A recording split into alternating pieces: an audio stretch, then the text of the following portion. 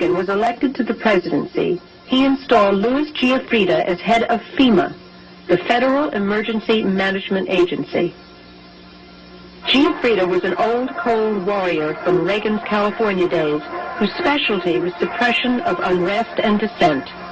Giuffrida, North, and George Bush began to turn FEMA into an instrument of domestic anti-terrorism. You're dealing with a group of people in the Reagan administration who equated political dissent with treason, and who cannot differentiate between emergency procedures, which I think everyone agrees are necessary, and suppressing political dissent. And with North and Poindexter and Casey, you have a group of people who saw Americans who disagree with them as the enemy. Colonel North, in your work at the NSC, were you not assigned at one time to work on plans for the continuity of government in the event of a major disaster? Mr. Chairman. I believe that question touches upon a highly sensitive and classified area, so may I request that you not touch upon that, sir? I was particularly concerned, Mr. Chairman, because I read in Miami papers and several others that there had been a plan developed by that same agency, a contingency plan in the event of emergency that would suspend the American Constitution. And I was deeply concerned about it and wondered if that was the area in which he had worked. May I most respectfully request that that matter not be touched upon at this stage. If we wish to get into this, I'm certain arrangements can be made for an executive session. And tragically, the only member who got close was Jack Brooks. A radio host who says he predicted a staged attack on the World Trade Center involving Osama bin Laden as a fall guy in 2001 now says last week's Red Terror Alert is just a trial run for a massive staged terror attack initiated by the U.S. government. Pardon me. Alex Jones says the attack will occur before the end of October and could provide the, quote, neo-fascist bloodsuckers in the administration with fraudulent justification to invade Iran or Syria before November's midterm elections. It's the president signing a statement relating to a law that basically says I'm not going to obey this law if I don't feel like it, over something larger, more aggressive, domestic surveillance or any of these other things. Where are the constitutional checks? Is that machinery still present? Is it still working? Is it rusted, or is it not working at all? Well, it's not working very well. Yeah, please. Thank you, Mr. President. It's an honor to have you here. Thanks. I'm a first-year student in South Asia Studies. My question is in regards to private military contractors. The Uniform Code of Military Justice does not apply to these contractors in Iraq. I asked your Secretary of Defense a couple months ago what law governs their actions. Mr. I'm going to ask him. Go ahead.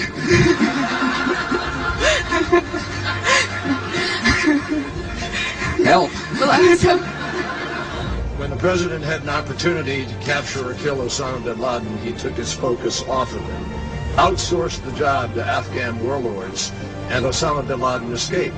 6 months after he said Osama bin Laden must be caught dead or alive, this president was asked, where's Osama bin Laden? He said, I don't know. I don't really think about him very much. I'm not that concerned. We need a president who stays deadly focused on the real war on terror, Mr. President. Well, I never said I'm not worried about Osama bin Laden. It's kind of one of those exaggerations. So I don't, nor, I just don't spend that much time on it. I repeat what I said. I truly am not that concerned.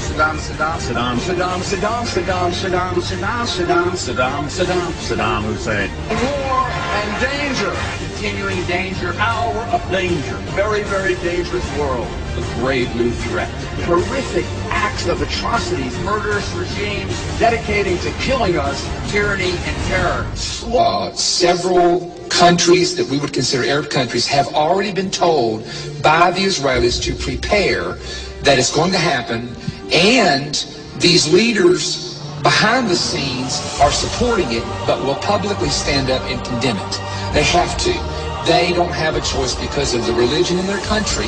They're going to say, how could the Israelis do this? This is wrong. This is Zionism. Behind the scenes, in fact, let me tell you one nugget. You're going to love this. A man who is in Tampa, who works here in Tampa, was sharing with me, and he's a very high-ranking military official. He said, he says, I have been to Arabia, and I have met with the leaders in Persia, Arabia, Egypt, etc. He said, that's part of my job working for the government. He said, let me tell you something that would shock you.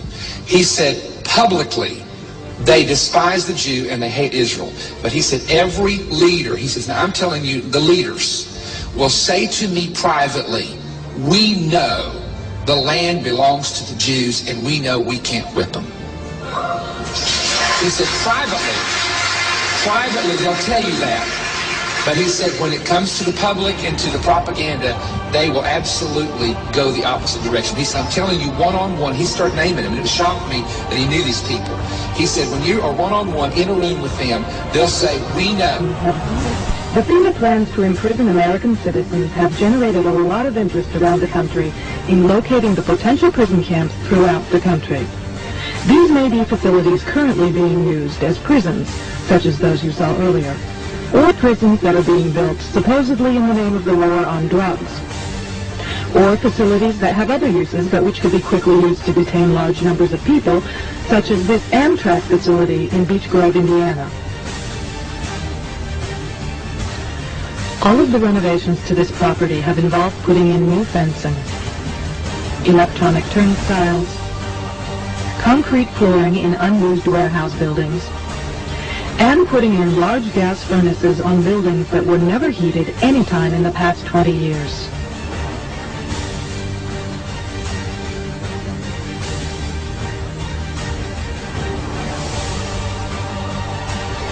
Outside this building is fencing and a cattle run section of fence, all topped by barbed wire, pointing inward, not to keep people out, but to keep people in. This is common throughout the facility, particularly the new fencing that had been erected. No, I've always, a dictatorship would be a heck of a lot easier. There's no question about it. For the first time at one of his news conferences in 3 years, Thomas asked him about Iraq. Ask you, Mr. President, your decision to invade Iraq has caused the deaths of thousands of Americans and Iraqis, wounds of Americans and Iraqis for a lifetime. Every reason given, publicly at least, has turned out not to be true. My question is, why did you really want to go to war? From the moment you stepped into the White House, from your cabinet, former cabinet officers, intelligent people, and so forth. What was your real reason? You have said it wasn't the oil, plus the oil. It hasn't been Israel or anything else. What was that? I think your premise, and all due respect to your question, and to you as a lifelong journalist, is that, I didn't want war. To assume I wanted war is just flat wrong, Helen, and all due respect. No, hold on for a second, please. Excuse me. No president wants war. Everything you may have heard is that, but it's just simply not true. My attitude about the defense of this country changed on September the 11th. When we got attacked, I vowed then and there to use every asset at my disposal to protect the American people. Our foreign policy changed on that day, Helen. We used to think we were secure because of oceans and previous diplomacy. But we realized on September 11, 2001, that killers could destroy innocent life. And I'm never going to forget it. And I'm never going to forget the vow I made to the American people, that we will do everything in our power to protect our people. Part of that meant to make sure that we didn't allow people to provide safe haven to an enemy. That's why I went into Iraq. Hold on for a second. Look. Excuse me for a second, please. Excuse me for a second. They did. The Taliban provided safe haven for Al-Qaeda. That's where Al-Qaeda trained and... Alan, excuse me. That's where the targeting to go after suspected training sites, etc., across the border and inside Iran. That's just normal, I think. And you write that already some special operations forces, some U.S. intelligence forces have crossed the line and have gone into Iran. Is that right? Oh, yes, that's been happening for months. There's been a lot of very aggressive cross-border activity. It's more than just casual. There's been a lot of